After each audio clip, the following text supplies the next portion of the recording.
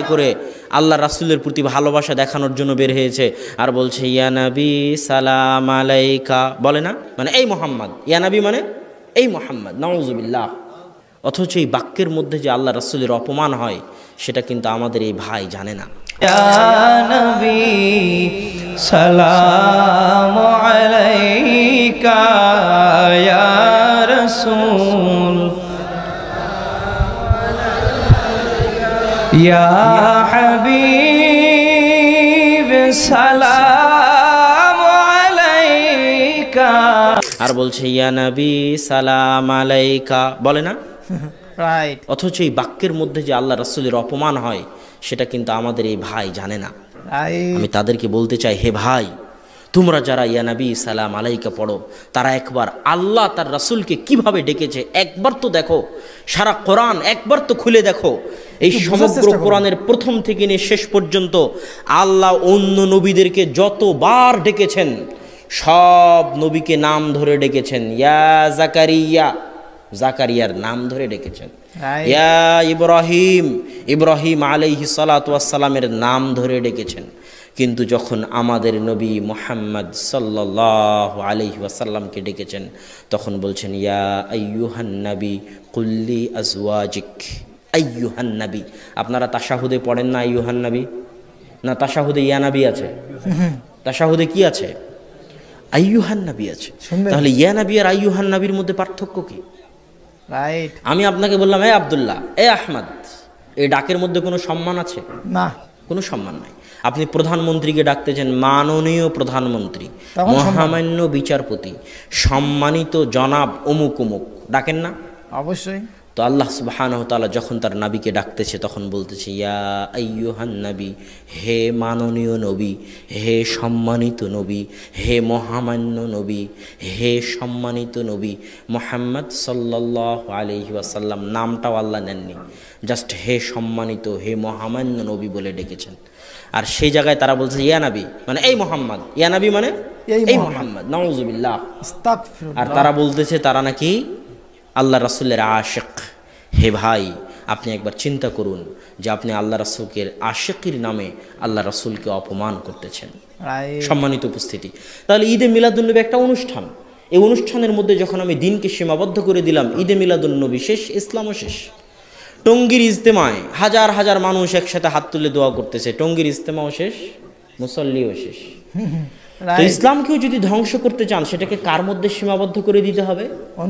অনুষ্ঠানের মধ্যে। আসসালামু আলাইকুম ওয়া রাহমাতুল্লাহ। প্রিয় দিনী ভাই বোনেরা, আপনারা এনায়েতুল্লাহ আব্বাসীর মিলাদ পড়ার সিস্টেম দেখলেন। তিনি দাঁড়িয়ে আল্লাহ নবীকে সালাম দিচ্ছেন এবং তার জবাব দিলেন আব্দুল্লাহ বিন আব্দুর রাজ্জাক। দেখুন, যেখানে আল্লাহ আমাদের নবীকে কত সম্মানের সহিত ডেকেছেন ইয়া আইয়ুহান নবী, আর বিদাতিরা যারা মিলাদ কিয়াম করছে তারা আমাদের নবীকে অসম্মান করছে এই মোহাম্মদ বলে, ইয়া নবী সালাম আলাইকা বলে আমাদের নবীকে তারা অপমান করছে।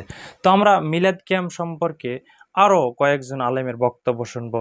চলুন তাদের মতামতটা কি এ বিষয়ে। মিলাদ মানে কি? মিলাদ মানে একটা হলো জন্ম, আর একটা হলো জন্মে কোনো কর্ম করা, জন্ম উপলক্ষে। রাসূলুল্লাহ সাল্লাল্লাহু আলাইহি ওয়াসাল্লাম সোমবারে রোজা রাখতেন। সাহাবীরা বললেন ইয়া রাসূলুল্লাহ, আপনি সোমবারে রোজা রাখেন কেন? তিনি বললেন এই দিনে আমার জন্ম হয়েছে, এই দিনে আমি নবুয়ত পেয়েছি। তাহলে রাসূলুল্লাহ সাল্লাল্লাহু আলাইহি ওয়াসাল্লামের জন্ম এবং নবুয়তের কৃতজ্ঞতা শুকরিয়ার জন্য মিলাদের সুন্নত পদ্ধতি কি? সোমবারে রোজা রাখবো। যে পারবেন সোমবারে রোজা রাখবেন। বিশ্বনবীর জন্মদিন সাহাবারা পালন করতেন না, বিশ্বনবী নিজেও পালন করতেন না। শুধু যখন জিজ্ঞেস করা হলো কেন রোজা রাখেন, বিশ্বনবী বলেন যেহেতু জন্মেছি, এই জন্মটা আল্লাহ আমার না দিলেও পারতেন, জন্মের শুকরিয়া স্বরূপ আমি রোজা রাখি। সুবহানাল্লাহ। এজন্য এগুলি খ্রিস্টানদের অনুকরণ। ক্রিসমাস, খ্রিস্টানরা ঈসা আলাইহিস সালামের জন্মদিন পালন করে। 604 খ্রিস্টাব্দে ক্রুসেড যুদ্ধের সময় তাদের দেখা দেখি কিছু মুসলমান, অজ্ঞ মুসলমানরা এটা ইসলামে ঢুকাইছে, বুঝেন না? তবে মিলাদ পড়লে বেশ কিছু লাভ আছে, জিলেপিওয়ালার লাভ আছে, আগরবাতিওয়ালার লাভ আছে, মিলাদ যে পড়ায় তার লাভ আছে। কিন্তু কপাল পড়া গৃহস্থের কোনো লাভ নেই, তার দুনিয়াও গেছে আখেরাতও নেই।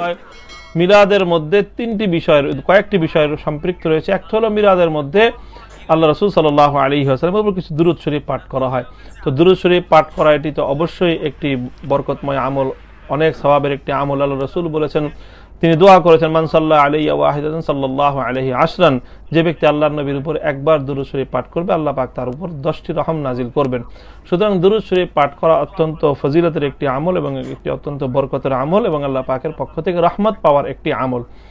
এটি হলো যদি বলেন যে দুরূদ শরীফ পাঠ করা ভালো কাজ, কিন্তু আমাদের সমাজে দুরূদের সঙ্গে নানা ধরনের বিভিন্ন কাব্য এবং গীত এবং সম্মিলিতভাবে একসঙ্গে এক সুরে মিলিয়ে পড়াটাকে এটাকে একটি আনুষ্ঠানিক রূপ দেওয়া হয়েছে।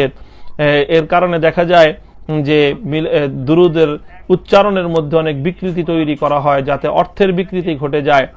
তো মিলাদের এই যে রূপটা, যে সম্মিলিত কণ্ঠে তারপরে দুরূদ শরীফের যে উচ্চারণ, এটাকে বিকৃত করে যেটা পাঠ করা হয়, এটি সম্পূর্ণ নিষিদ্ধ, গর্হিত এবং গুনাহের কাজ হবে।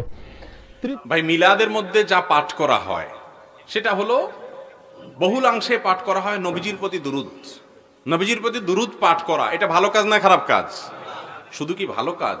রাসূল করিম সাল্লাল্লাহু আলাইহি ওয়াসাল্লাম বলেছেন, মান সাল্লা আলাইয়া মাররাতান সাল্লাল্লাহু আলাইহি আশরা, যে ব্যক্তি আমার প্রতি একবার দুরূদ পাঠ করবে, আমার জন্য দুরূদ পাঠ করা মানে নবীর জন্য দোয়া করা, একবার দোয়া করবে আল্লাহ তাআলা তার প্রতি 10 বার রহমত নাজিল করবেন।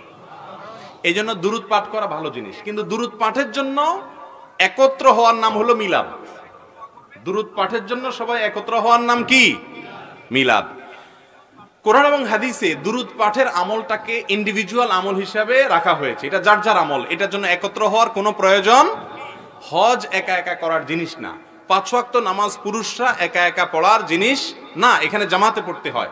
কিন্তু দুরূদ এটা পার্সোনাল, ওযু যেরকম যার যারটা করবে, দুরূদটাও যার যারটা সে করবে, এর জন্য একত্র হওয়ার কোনো প্রয়োজন নাই। প্রিয় দিনী ভাই বোনেরা, এতক্ষণ ধরে আপনারা কয়েকজন আলেমের বক্তব্য শুনলেন, তারা একেবারেই বললেন যে এটা গুনাহের কাজ, বা এই সিস্টেম যে আনুষ্ঠানিকভাবে সবাই মিলে সমস্বরে আল্লাহ নবীর প্রতি দরুদ পড়া, এটা আসলে ইসলামের কোনো যুগেই ছিল না।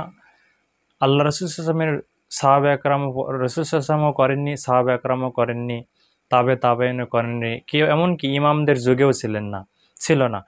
আপনারা যদি ইউটিউবে সার্চ দেন দেলোয়ার হোসেন সাঈদী মিলাদ কিয়াম সম্পর্কে, তার বক্তব্যে খুব সুন্দরভাবে সেখানে বলেছেন যে এটা একটা সুস্পষ্ট বেদাত, যা পালন করা মুসলমানদের জন্য উচিত নয়।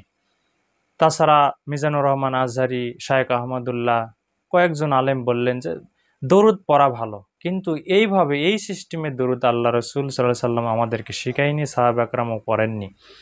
যে দরুদটা আমরা দরুদ ইব্রাহিম পড়ি এবং আত্তাহিয়াতুর বৈঠকে নবীকে সালাম দেই, এই সিস্টেমগুলোই যুগ যুগ ধরেই ছিল, কিন্তু কিছু বেদাতিরাই মিলাদটা আবিষ্কার করেছে, যেটা আমাদের পালন করা উচিত নয়। তো এ বিষয়ে আপনারা আরও ইউটিউবে সার্চ দিয়ে দেখতে পারেন যে মিলাদ কিয়াম সম্পর্কে বড় বড় বিজ্ঞ আলেম সবাই এটাকে বেদাত বলেছে, হানাফি আহলে হাদিস বড় বড় আলেমরা সবাই বেদাত বলেছে। তো অতএব এই সিস্টেমটা বাদ দিয়ে আমরা কোরআন হাদিসকে আঁকড়ে ধরি। দেখা হয় পরবর্তী কোনো ভিডিওতে। আল্লাহ আপনাদেরকে ভালো রাখুক। আসসালামু আলাইকুম ওয়া রাহমাতুল্লাহ।